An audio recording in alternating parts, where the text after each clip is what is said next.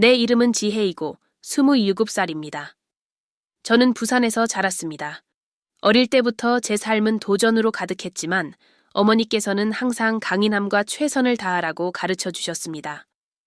저는 또래의 많은 여자들과는 달랐습니다. 다른 이들이 파티를 즐기거나 순간적인 사랑을 쫓는 동안 저는 인생은 신중히 쌓아가야 한다고 믿었습니다. 그렇게 25살 때 경수를 만났습니다. 경수는 어머니가 꿈꾸던 이상적인 사람이었습니다. 그는 예의 바르고 성실하며 가정을 함께 꾸릴 수 있는 완벽한 사람처럼 보였습니다. 우리는 공통의 친구를 통해 알게 되었고 곧 우리의 연결은 마법처럼 느껴졌습니다. 처음 대화에서 그의 친절함과 인내심이 얼마나 인상 깊었는지 기억합니다. 그는 항상 저를 존중했고 제가 이전에 경험해보지 못한 다정함으로 저를 대했습니다. 몇 달간의 연애 후 그는 결혼을 제안했습니다. 어머니는 기뻐하셨고 저는 드디어 평온하고 행복한 삶으로 나아가는 길에 있다고 느꼈습니다. 그의 제안을 받아들이고 우리는 함께 미래를 계획하기 시작했습니다. 약혼 기간 동안 저는 그가 조금 내성적인 사람이라는 것을 알게 되었지만 그저 그의 성격 중 하나라고 생각했습니다. 그의 진지하고 존중하는 태도를 저는 높이 평가했으며 제 다소 표현적인 성격과 완벽한 균형을 이루는 것 같았습니다. 우리의 결혼식은 간단하지만 아름다웠습니다. 서울에서 예식이 열렸고 모든 친구와 가족이 참석했습니다. 그날 밤 저는 기대감에 부풀어 이 새로운 삶의 단계를 시작할 준비가 되어 있었습니다. 그러나 그 이후로 일어난 일은 저를 완전히 흔들어 놓았습니다. 우리가 새 아파트에 도착하자마자 무언가가 저를 불편하게 하기 시작했습니다.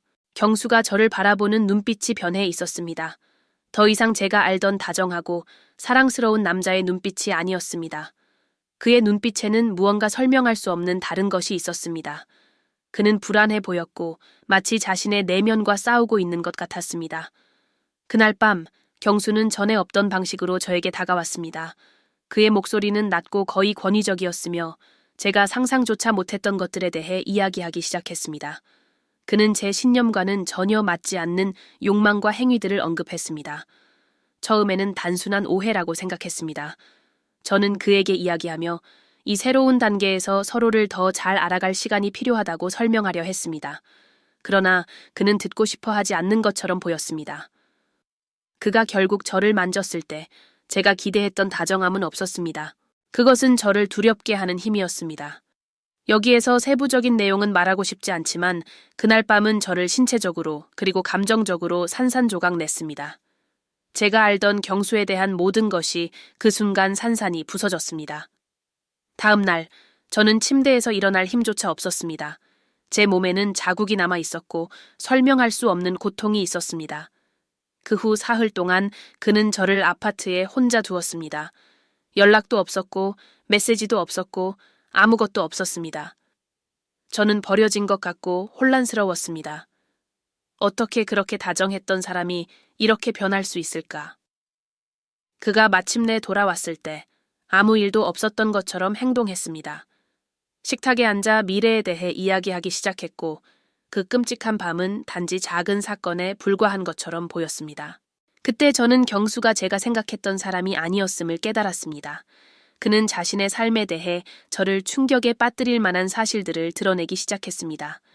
그는 자신감을 높이기 위해 약물을 복용한다고 고백했고 가끔은 그것이 그의 행동을 바꾼다고 말했습니다.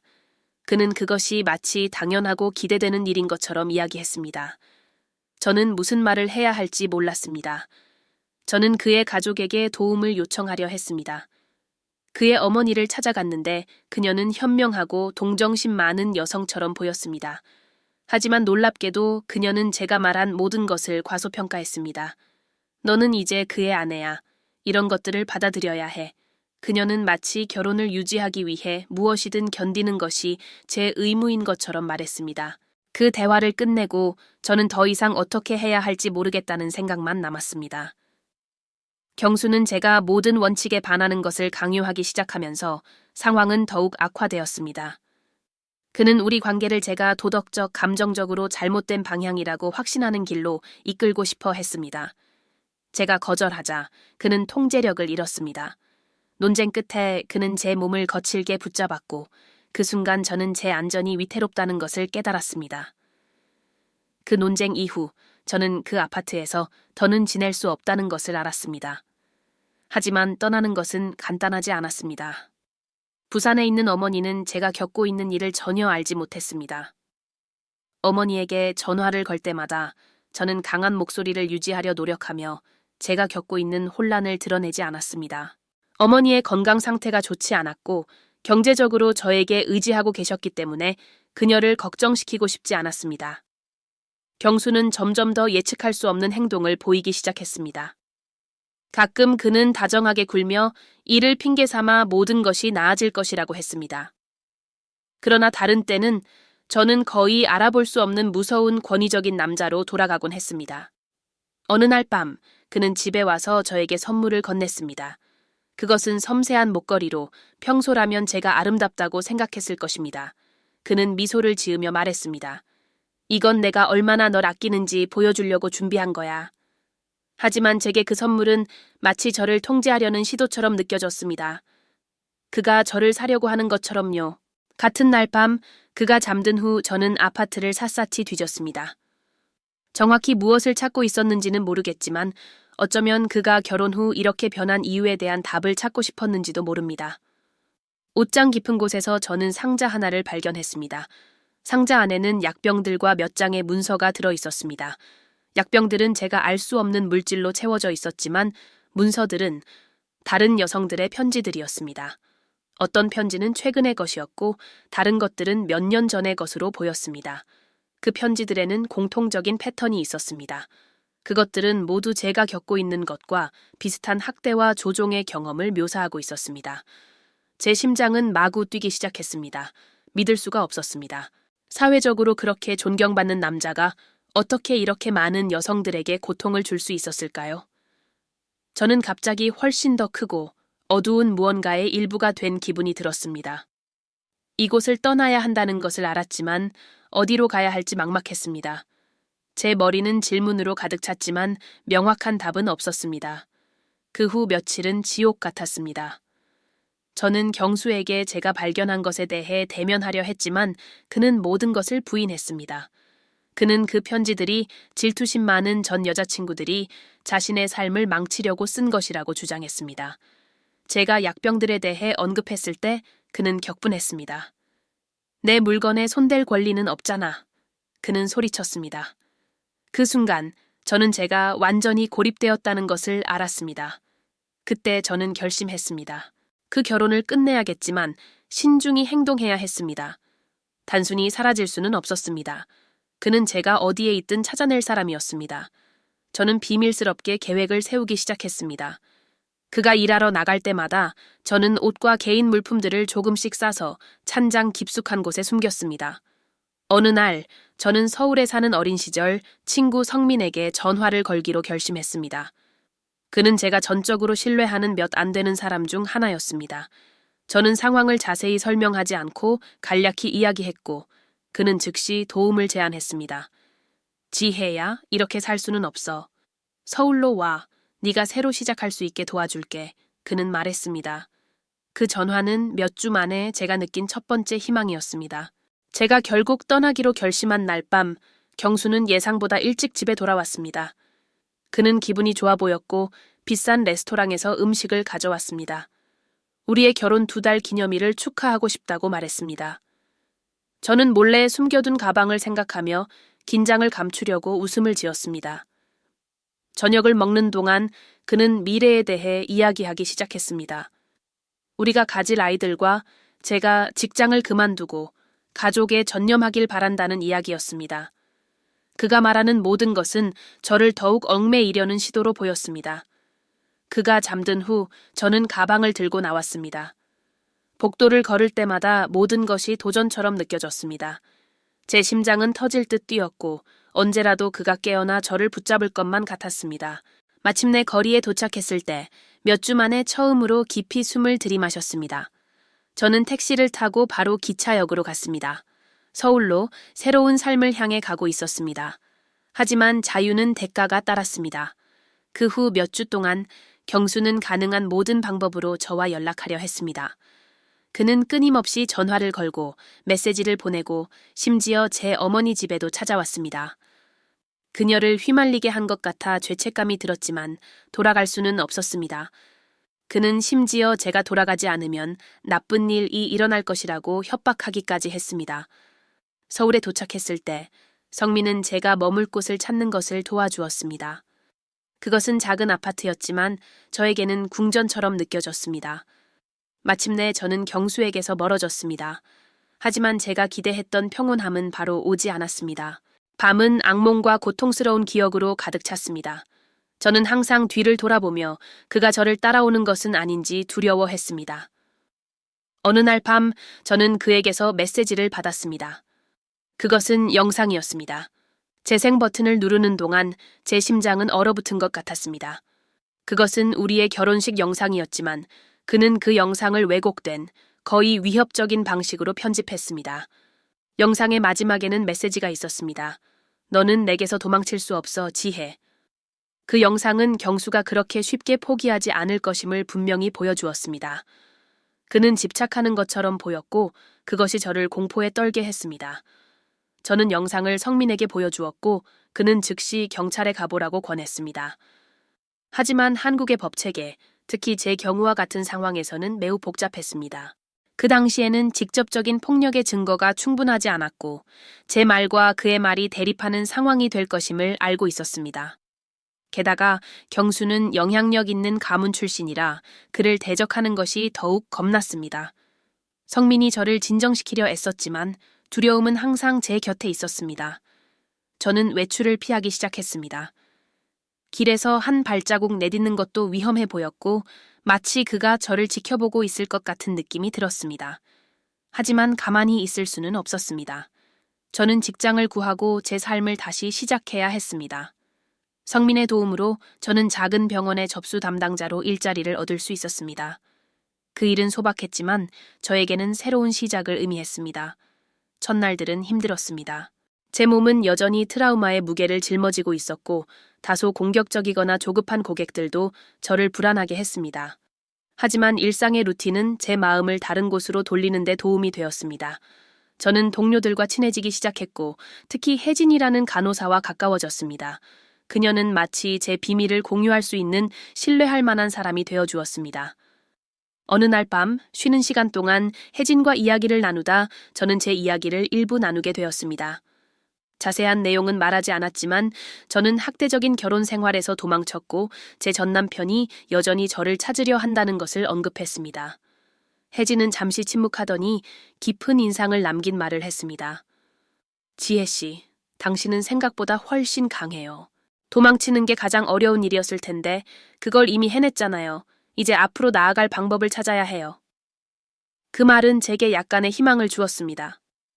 처음으로 저는 경수가 저에게 했던 모든 것을 극복할 수 있는 방법이 있을지도 모른다고 생각하기 시작했습니다.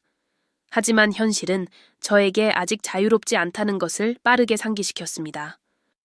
어느 오후 제가 접수대에서 문서를 정리하던 중 제 휴대전화가 진동했습니다. 낯선 번호로부터 온 메시지였습니다. 지혜야, 네가 그리워. 이야기할 수 있을까? 제 심장은 미친 듯이 뛰기 시작했습니다. 경수라는 것을 알았습니다.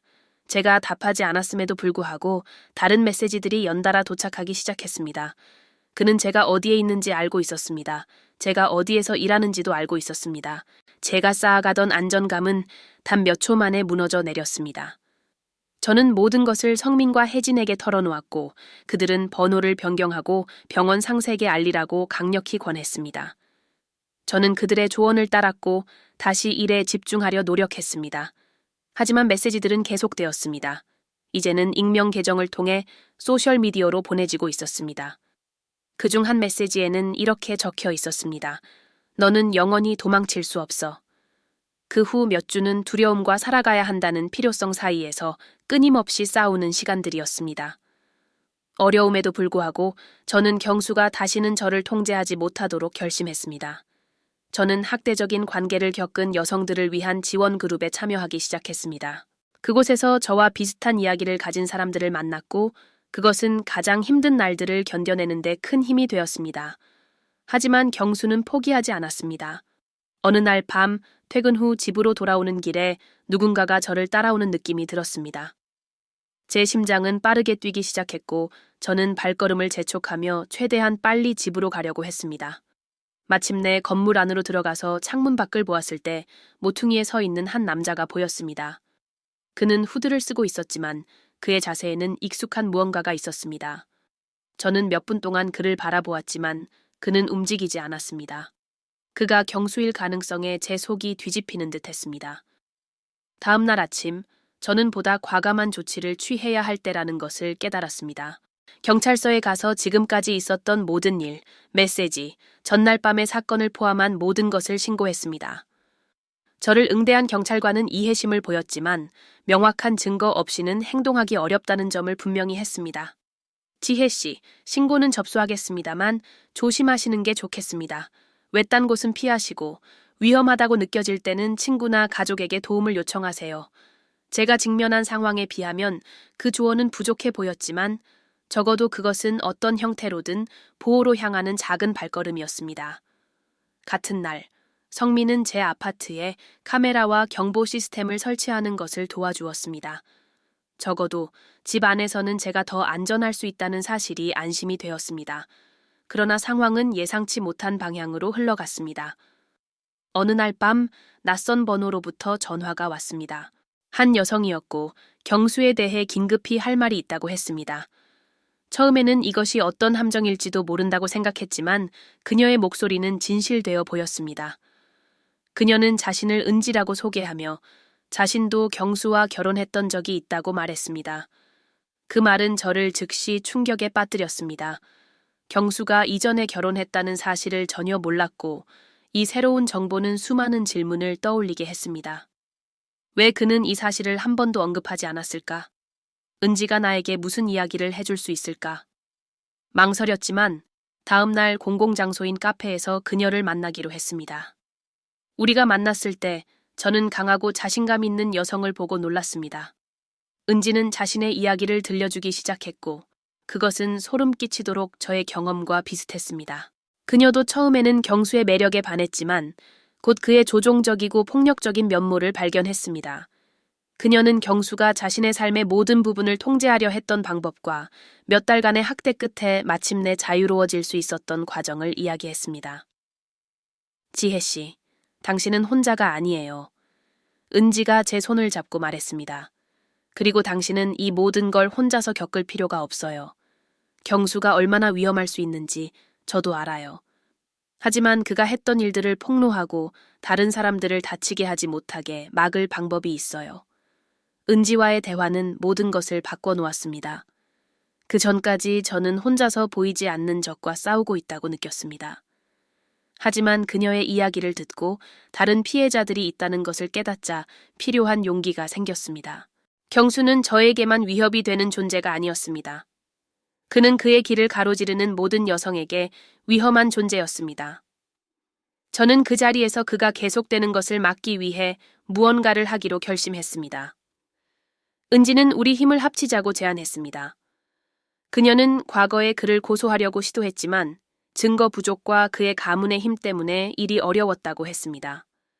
하지만 지금은 더 많은 사람들이 나설 준비가 되어 있으니 뭔가 할 수 있을 거예요. 그녀가 말했습니다. 저는 그것이 힘든 싸움이 될 것임을 알면서도 동의했습니다. 우리는 우리가 가진 모든 것, 메시지, 진술, 심지어 그가 우리를 다치게 했던 때의 의학적 기록을 모아 하나의 문서를 만들기로 했습니다. 저는 그런 기억들을 다시 떠올리고 싶지 않았지만 그것이 필요하다는 것을 알았습니다. 다음 날부터 저는 할 수 있는 모든 것을 모으기 시작했습니다. 휴대폰, 소셜미디어, 그리고 결혼 시절 남아있던 물건들을 뒤졌습니다. 모든 문자 메시지, 부재중 전화, 옷장 깊숙이 숨겨져 있던 편지까지 우리가 그에 맞서 만들고 있는 퍼즐의 조각들이었습니다. 은지는 비슷한 경험을 했던 다른 두 여성과도 연락을 취했습니다. 그들은 처음에는 망설였지만 우리와 함께하기로 동의했습니다. 성민과 혜진의 지원을 받아 저는 다시 경찰서에 갔습니다. 이번에는 우리의 문서를 들고 갔습니다. 전과 동일한 경찰관에게 모든 것을 제출했습니다. 그는 몇 분 동안 문서를 조용히 훑어보더니 마침내 말했습니다. 이건 심각한 문제입니다. 조사에 착수할 수 있습니다. 하지만 시간이 걸릴 겁니다. 저는 이것이 긴 과정이 될 것을 알고 있었지만 처음으로 제가 귀 기울여지고 있다는 느낌을 받았습니다. 조사가 진행되는 동안 경수는 무언가가 달라졌다는 것을 감지한 것 같았습니다. 그의 메시지와 전화는 갑자기 끊겼고 잠시 동안 저는 그가 포기했다고 생각했습니다. 하지만 제 마음 한구석에서는 이것이 폭풍 전의 고요일 뿐이라고 알고 있었습니다. 그리고 실제로 폭풍은 찾아왔습니다. 어느 날 밤 퇴근 후 집에 돌아왔을 때 제 아파트 문이 약간 열려 있는 것을 발견했습니다. 제 심장은 미친 듯이 뛰었습니다. 분명히 나가기 전에 문을 잠갔다는 것을 알고 있었습니다. 천천히 들어가며 손에는 휴대폰을 들고 즉시 경찰에 전화를 걸 준비를 했습니다. 안에 들어가 보니 제 물건들은 모두 뒤집혀져 있었고 거실 벽에는 붉은 잉크로 쓰인 메시지가 있었습니다. 너는 절대 내게서 도망칠 수 없어. 즉시 경찰을 불렀지만 그가 이미 떠난 후였습니다. 그들은 사건을 기록하고 건물 주변의 보안을 강화했지만 제 안의 두려움은 더욱 커졌습니다.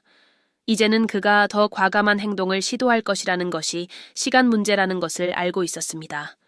그러나 운명은 이상한 방식으로 작동합니다. 며칠 후 저는 뜻밖의 전화를 받았습니다. 그것은 사건을 담당하는 경찰관이었습니다. 지혜 씨, 좋은 소식이 있습니다. 그가 말했습니다. 경수에 대한 체포영장을 발부받았습니다. 그가 비슷한 사건들에 연루된 사실을 발견했으며 당신과 함께한 여성들의 증언으로 충분한 증거를 확보했습니다. 그 말을 듣는 동안 제 몸은 떨리고 있었습니다.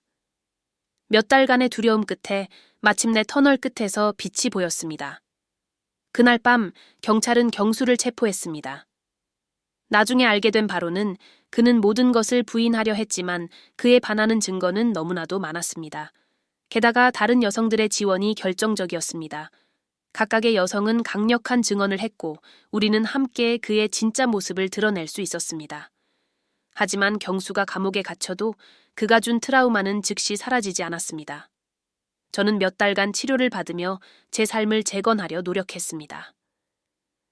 은지는 훌륭한 친구가 되었고 우리는 함께 학대적인 관계에서 벗어난 여성들을 돕는 지원 그룹에 참여하기 시작했습니다. 저는 또한 제 이야기를 포럼과 행사에서 나누기로 결심했습니다. 다른 사람들이 자유와 안전을 위해 싸울 용기를 얻을 수 있기를 바라면서요. 오늘 뒤돌아보며 제가 얼마나 성장했는지 깨닫습니다. 경수가 제게 강요하려 했던 두려움은 이제 힘으로 바뀌었습니다. 저는 더 이상 그가 통제하려 했던 두려움에 떨던 여자가 아닙니다. 저는 생존했고 싸웠으며 승리한 사람입니다. 그리고 비록 상처는 여전히 남아있지만 그것들은 가장 어두운 상황에서도 빛을 찾을 방법이 항상 있다는 것을 상기시켜주는 증거입니다. 제가 겪었던 일을 떠올릴 때 제 이야기가 단순히 고통의 기록에 그치지 않는다는 것을 깨닫습니다. 그것은 회복력, 용기, 그리고 모든 것이 잃은 것처럼 보일 때조차도 절대 포기하지 않는 것의 중요성에 대한 증언입니다. 제가 이 모든 것을 통해 배운 것이 있다면 아무리 여정이 힘들더라도 자유는 그 어떤 희생이라도 감수할 가치가 있다는 것입니다.